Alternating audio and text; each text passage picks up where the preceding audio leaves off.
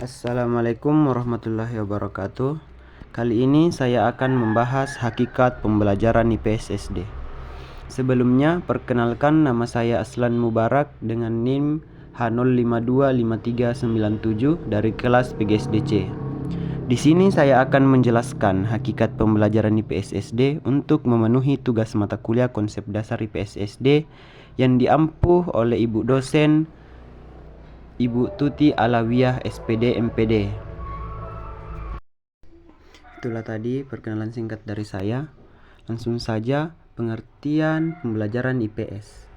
IPS adalah integrasi ilmu-ilmu sosial seperti geografi, sejarah, sosiologi, dan ekonomi untuk membentuk siswa menjadi warga negara yang bertanggung jawab secara sosial, aktif dalam demokrasi, serta memiliki pengetahuan, sikap, dan keterampilan untuk memahami dan berpartisipasi dalam masyarakat. Selanjutnya, hakikat IPS.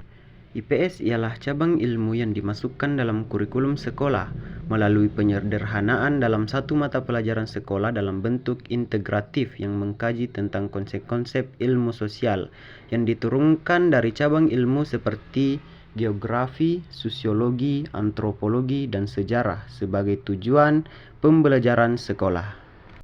Dan tujuan pembelajaran IPS adalah tujuan pembelajaran IPS untuk memahami dan menjelaskan fenomena sosial di masyarakat serta dampak terhadap individu dan kelompok. Ilmu sosial ini membantu kita memahami bagaimana orang berinteraksi dengan lingkungan fisik, sosial, dan budayanya. IPS atau ilmu sosial akan mengarah untuk persiapan dari para siswa untuk lebih siap berpartisipasi dalam masyarakat, sehingga siswa tahu akan peran-perannya sendiri dalam keluarga ataupun di masyarakat.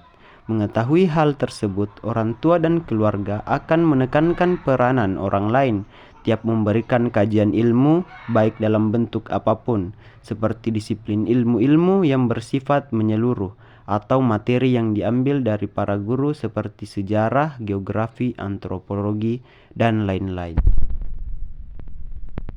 Berikutnya, manfaat pembelajaran IPS. Menurut Erning Wijayanti menyatakan, adapun manfaat pembelajaran dari IPS tersebut antara lain: 1. Pelajaran IPS membekali siswa pengetahuan sosial yang nantinya dapat diterapkan langsung dalam kehidupan bermasyarakat kelak. 2.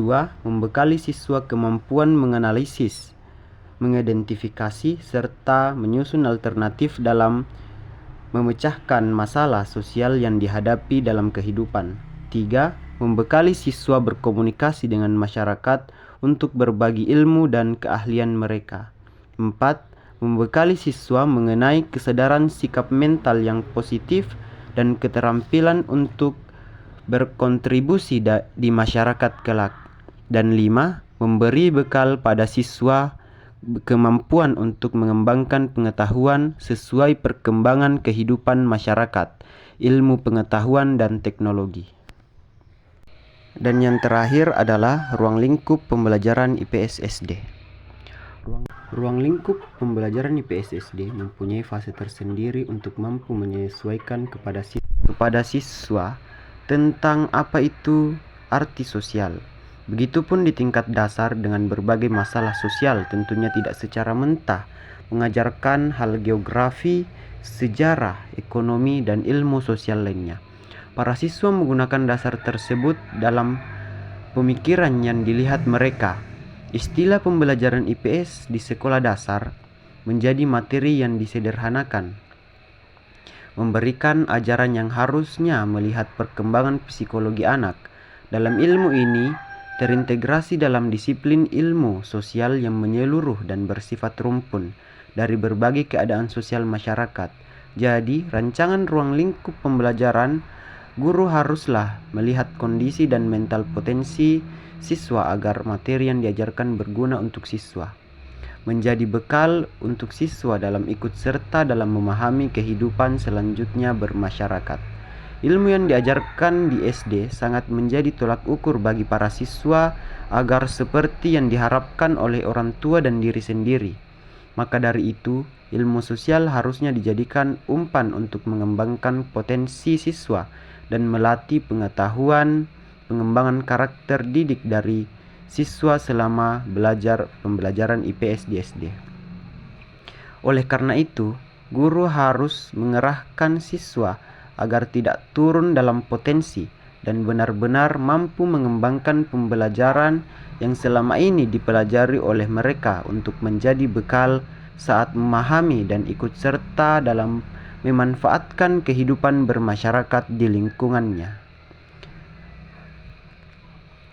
Itulah saja yang bisa saya sampaikan. Wabillahi taufiq wal hidayah. Wassalamualaikum warahmatullahi wabarakatuh.